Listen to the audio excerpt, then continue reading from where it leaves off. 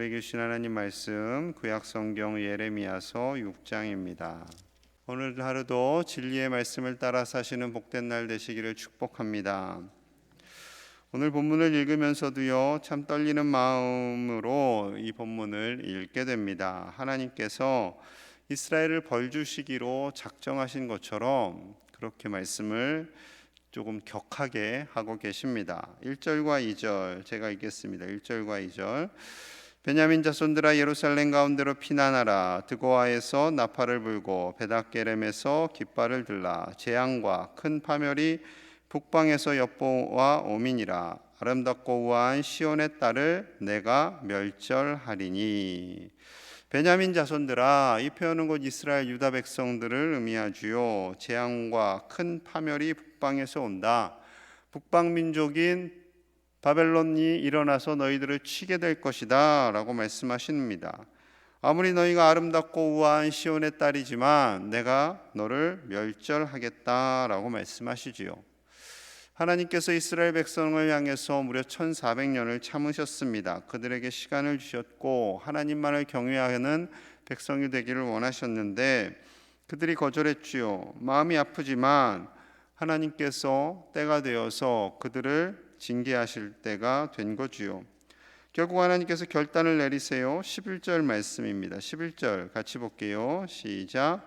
그러므로 여호와의 분노가 내게 가득하여 참기 어렵도다. 그것을 거리에 있는 아이들과 모인 청년들에게 부으리니 남편과 아내와 나이든 사람과 늙은이가 다 잡히리로다. 아멘. 하나님의 분노가 예레미야에게 가득해서 예레미야마저도 참기가 어렵다라는 고백입니다. 하나님께서 더 이상 참지 않으시고 모든 백성들, 아이에서뿐만 아니라 어르신들에 이르기까지 다 바벨론에 의해서 잡혀갈 것을 말씀하고 있습니다. 하나님께서 분노하시는 이유가 있어요. 19절에 있습니다. 19절 제가 읽겠습니다. 19절. 땅이여 들으라. 내가 이 백성에게 재앙을 내리니 이것이 그들의 생각의 결과라. 그들이 내 말을 듣지 아니하며 내 율법을 거절하였음이니라. 내 말을 듣지 아니하며 내 율법을 거절하였음이니라. 이것이 가장 큰 이유지요. 이 이유로 말미암아 이들이 결국 징계를 받게 되는 것입니다. 하나님은 하나님의 말씀을 듣고 순종하는 하나님의 백성들을 기뻐하십니다. 그렇다면 이스라엘 백성들이 어떻게 하나님의 말씀을 듣지 않았는지 세 가지로 좀 살펴볼게요. 첫째는요, 하나님의 말씀을 욕으로 여겼습니다. 욕으로. 10절 말씀 제가 읽겠습니다. 같이 볼게요. 10절 시작. 내가 누구에게 말하며 누구에게 경책하여 듣게 할꼬. 보라, 그 귀가 할례를 받지 못하였으므로 듣지 못하는도다. 보라, 여호와의 말씀을 그들이 자신들에게 욕으로 여기고 이를 즐겨하지 아니하니. 하나님의 말씀을 듣지 않는데 하나님의 말씀을 자신들에게 심지어 욕으로 여겼다라는 겁니다. 그 정도로 듣지 않았다라는 거예요. 본인들 하고 싶은 대로 살고 본인들 욕망대로 사는데 하나님의 말씀이 걸림돌이 되는 겁니다. 그래서 그 하나님의 말씀을 격하게 욕으로 여겼다라는 거예요. 지난 주일에 잠시 말씀드린 것처럼 영국에서 하나님은 없을 겁니다. 걱정하지 마시고 인생을 즐기세요 라고 한 것처럼, 그런 무신론자들의 말처럼 하나님을 욕되게 하고 하나님의 말씀을 듣는 것을 하찮게 여기는 세대가 되었다라는 것이지요. 자, 두 둘째는요, 탐욕과 거짓을 행했습니다. 13절 14절이에요. 제가 읽겠습니다. 13절. 이는 그들이 가장 작은 자로부터 큰 자까지 다 탐욕을 부리며 선지자로부터 제사장까지 다 거짓을 행함이라. 그들이 내 백성의 상처를 가볍게 여기면서 말하기를 평강하다 평강하다 하나 평강이 없도다. 모든 백성들, 어린아이에서부터 어르신들까지, 가난한 자에서부터 큰 자에 이르기까지, 부자들까지 다 탐욕, 돈 하면서 살았다라는 거예요. 심지어 선지자들부터 제사장까지, 가장 정직하게 행해야 할 그들까지 거짓을 일삼습니다. 심지어 이 지도자들은요, 이 백성의 상처가 이렇게 큼에도 불구하고 평강하다, 괜찮아, 우리는 잘 살고 있어 라고 외쳤다라는 거죠. 하나님 보시기엔 답답한 일입니다. 마치 세월호가 이제 무너지고 있는데 기울어지고 침몰하는데 괜찮다 괜찮다라고 움직이지 말아라 곧 구조가 될 것이다라고 그렇게 방송을 했잖아요. 그거하고 똑같다라는 거예요. 지금 유다가 망해가고 있는데 지도자들은, 정치 지도자들, 종교 지도자들은 백성들을 똑바로 가르치지 않고 있다라는 겁니다. 자, 세 번째, 부끄러움이 사라졌어요. 자, 15절 같이 봅니다. 15절 시작. 그들이 가증한 일을 행할 때에 부끄러워하였느냐? 아니라 조금도 부끄러워하지 않을 뿐 아니라 얼굴도 붉어지지 않았느니라. 그러므로 그들이 엎드러지는 자와 함께 엎드러질 것이라. 내가 그들을 벌하리니 그때 그들이 거꾸러지리라. 여호와의 말씀이니라. 아멘. 가증한 일을 행할 때, 죄악된 일을 행할 때 그들이 부끄러워하였느냐? 아니다. 조금도 부끄러워하지 않았다라는 겁니다. 보통 인간의 마음속에 양심이 있어요. 그래서 우상을 섬기거나 죄악을 저지를 때 얼굴이 조금씩 밝아지고요, 심장이 빨리 뛰고요, 그래서 거짓말 탐지기를 대면 알 수가 있죠. 그런데 죄악을 저지르면서 이제는 더 이상 얼굴도 붉히지 않고 너무나 당당하게 그러한 죄악을 행한다라는 겁니다. 이처럼 죄악을 저지르면서도 부끄러워하지 않는 일말의 양심조차도 사라진 이 세대를 향해서 하나님께서 결국 심판을 말씀하고 있는 거죠. 이 종교 지도자들과 정치 지도자들의 역할과 책임이 큼을 다시 한번 보게 됩니다. 여러분, 이처럼 하나님께서 심판을 말씀하시는 것, 이것은 이 세대가 점점 더 죄악의 나락으로 떨어지고 있기 때문이지요. 하나님의 말씀, 이처럼 조금 격한 말씀, 하나님께서 심판을 말씀하시는 이 말씀, 이제는 이 심판이 적용되지 않아, 이제는 하나님께서 이러한 심판을 내리시지 않아 라고 오늘날도 생각하실 수 있을 것입니다. 예, 하나님의 심판은 이미 내려졌지요. 하나님의 심판은 예수님의 재림으로 인해서 이제 마지막에 완성될 것입니다. 그런데 사람들이요, 더 이상 이제 말씀에 대해서 더 이상 의미를 부여하지 않는 사람들이 점점 많아지고 있습니다. 심지어 구약의 말씀은 이제 끝났어, 중요하지 않아 라고 말합니다. 그런데 그렇지 않습니다. 우리가 제사를 드리지 않는 것은 예수님께서 모든 온전한 희생 제물이 되신 대제사장이 되셨기 때문에 그렇습니다. 더 이상 제사 드릴 필요가 없게 된 거예요. 우리가 안식일을 지키지 않는 것은 예수님께서 부활하셨고 그 부활하신 그날을 주일로 기념하기 때문입니다. 예수님으로 인해서 구약을 재해석하는 거예요. 그래서 재해석된 그 의미, 가치를 부여하는 것이지요. 구약이 필요 없어진 것이 결코 아닙니다. 마태복음 5장 18절에 예수님이 이렇게 말씀하셨어요. 진실로 너희에게 이르노니 천지가 없어지기 전에는 율법의 1.1획도 결코 없어지지 아니하고 다 이루리라. 율법, 구약 성경을 의미합니다. 예수님 시대에는 신약 성경이 없었으니까. 천지가 없어지기 그 전에는 결코 없어지지 않다. 즉 천지가 있는 동안은 구약 성경도 반드시 존재한다라는 겁니다. 왜냐하면 그 율법을 완성하시는 분이 예수님이시기 때문에, 그 어떠한 말씀도 허투루 쓰여진 것이 아니라는 거죠. 구약의 말씀도 하나님께서 분명히 쓰셨고 백성들에게 주셨기 때문에 중요한 말씀이 됩니다. 어느 순간부터 그 동성애라는 단어가 일반화되어지기 시작됐어요. 이제 또 포괄자 차별법을 하면서 동성애자들을 소수자로 말하면서 굉장히 그들이 연약한 자이며 불쌍히 여겨야 할 대상인 자들로 여겨지게 되었습니다. 그런데 분명히 하나님께서 이것을 하지 말라고 하셨어요. 분명히 죄라고 하셨지요. 그럼 신약 성경에서는 죄라고 하지 않으셨나? 아니요, 신약 성경에서도 분명히 죄라고 하십니다. 로마서 1장 26절과 27절 제가 읽어드릴게요. 이 때문에 하나님께서 그들을 부끄러운 욕심에 내버려 두셨으니 곧 그들의 여자들도 순리대로 쓸 것을 바꾸어 영리로 쓰며 그와 같이 남자들도 순리대로 여자 쓰기를 버리고 서로 향하여 음욕이 불일 듯하며 남자가 남자와 더불어 부끄러운 일을 행하여 그들의 그릇 때문에 상당한 보응을 그들 자신이 받았느니라.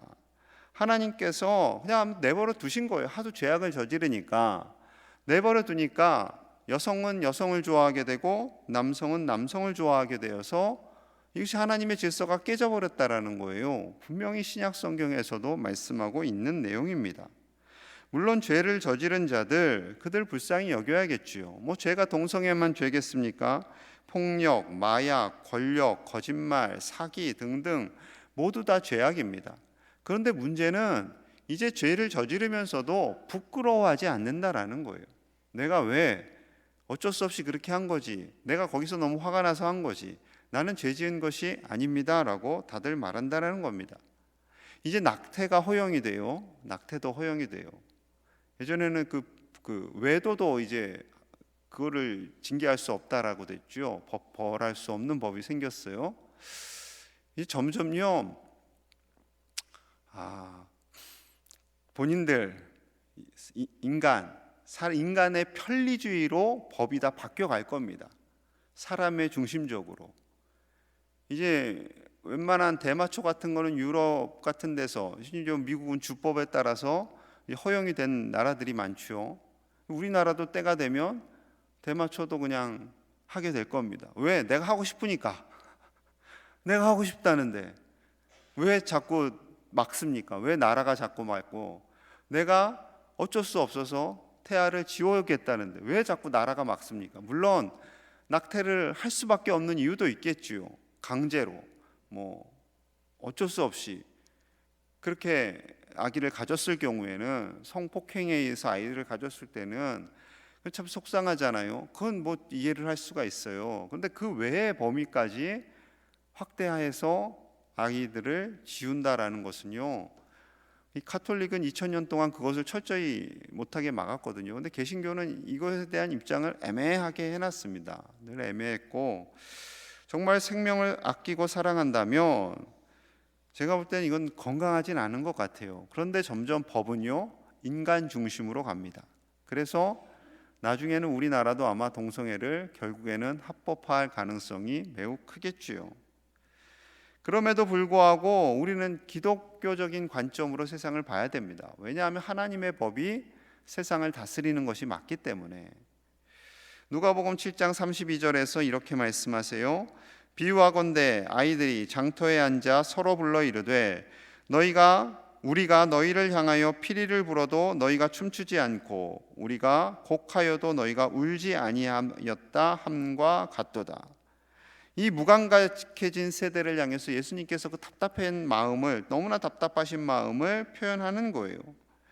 아무리 즐거워야 할 자리에 즐거워하지 않고 울어야 할 자리에 울지 않는 이 세대, 하나님의 마음에 함께 동참하지 않는 이 세대가 이러한 세대다라는 겁니다. 2000년 전이나 지금이나 별 다를 것이 없는 거죠.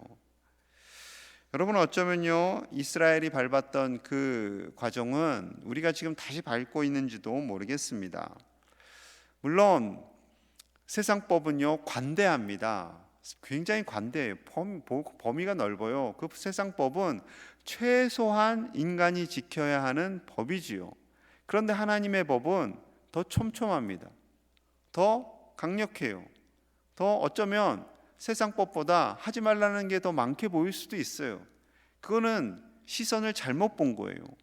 하나님을 징계하는 하나님, 벌 주는 하나님, 우리의 행동을 막는 하나님 쪽으로 보니까 점점 하나님 걱정하지 말고 편하게 사세요, 마음대로 사세요 라고 말하는 거죠. 그러나 하나님은 우리에게 복을 주시는 하나님이 맞고요, 우리를 구원해 주시는 하나님이 맞습니다. 우리 안에 죄성이 있어요. 죄악된 행동들, 그 모든 것을 가지고 우리가 죄인이구나 알고 더 주님께 나아가기를 원하시는 것이 우리 하나님의 마음인 거죠. 죄 지은 사람들에 대해서는 긍휼히 여겨야죠. 긍휼히 여겨야 하는 것은 맞습니다. 그 누구도 차별해서는 안 됩니다. 하지만 기준은 있어야 됩니다. 기준은 있어야 돼요. 하나님께서 그래 괜찮다, 동성애를 해라, 즐거워하실까요? 동성애하는 것을 찬성하실까요? 즐거워하시며 기뻐하시기까지 하실까요? 그렇지는 않으실 것 같습니다. 죄악의 그 자리에서 사기와 음행과 각종 죄악들이 펼쳐지는 그 자리에 하나님께서 그 결코 찬성하시지 않겠지요. 마음 아파하시고 답답해하시고 그것을 보면서 참으시고, 그러나 그 자리에서 무조건 그 사람들을 막 징계하고 벌하고 정죄하는 하나님은 아니십니다. 그들을 불쌍히 여기시지요. 하지만 하나님이 결코 그것을 기뻐하시거나 원하시지 않는 것은 분명한 사실입니다. 하나님을 생각하셔야 돼요. 예수님을 깊이 묵상하셔야 돼요. 예수님이라면 정말 그 자리에서 어떻게 하셨을까를 감상적으로 피상적으로 생각해서는 안 됩니다.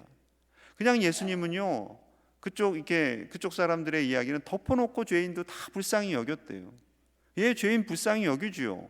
하지만 우리 예수님은요, 죄를 찬송하시는 분이 결코 아닙니다. 결코 아니세요. 음행한 여인에게 불쌍히 여기셨죠. 죄 없는 자가 돌로 쳐라라고 했지만 다시는 그 죄를 짓지 말아라 라고 말씀하시는 예수님이십니다. 결코 예수님은 죄를 원하시는 분이 아니세요. 죄인은 불쌍히 여기시지만 그 기준을 우리가 분명히 알고 새기고 있어야 됩니다. 그렇다고 함부로 정죄해서는 안 되겠지만 우리가 분명한 기준을 가지고 믿음 안에서 말씀을 중히 여기며 살아가야 할 줄로 믿습니다. 여러분, 오직 하나님의 말씀, 그 말씀이 세상의 그 어떠한 가치보다 가장 우위에 있는 우리 제일의 가족들 되시기를 간절히 소망합니다. 그리고 사람을 불쌍히 여기셔야 됩니다. 그 다음에 사람을 불쌍히 여기는 거예요. 하나님의 그 말씀을 따라서 이 세대를 바라보며, 안타까운 이 세대를 바라보며 함께 기도하시는 저와 여러분 되시기를 간절히 소망합니다. 우리 함께 기도하겠습니다. 한국과 한국교회를 바라보면서 정말로 이 한국 땅이 바른 길로 나아갈 수 있도록 기도해 주시기를 바랍니다. 인간의 욕망, 인간의 야망, 인간의 쾌락과 탐욕을 위한 나라가 되지 않게 하시고, 이 나라가 하나님의 진리의 말씀 위에 서는 나라, 사람을 존중히 여기되 사람을 귀히 여기되 죄까지 포장하지 않는 그런 나라가 되지 않게 하여, 그런 나라가 되게 하게 하여 주시옵소서. 하나님께서 이 땅을 다스려 주시고 하나님의 나라가 임하기를 원합니다. 한국교회가 깨어있게 하여 주시고 우리가 함께 이 세대를 위해 기도하게 하여 주시옵소서. 특별히 오늘 또한 구역장님들을 위해서 기도해 주시기 원합니다. 구역장님들이 견고히 서서 구역 식구들을 잘 섬기며 코로나 시대에 믿음 떨어지는 사람이 한 사람도 없도록 우리 또한 구역장님들의 사명을 격려하면서 우리 교회가 이 지역을 잘 섬기는 교회 될 수 있도록 교회를 위해서 또한 간절히 기도하겠습니다. 하나님 아버지 감사합니다. 우리에게 말씀을 주심을 감사합니다. 하나님의 진리의 말씀이 이 땅을 다스리기를 원합니다.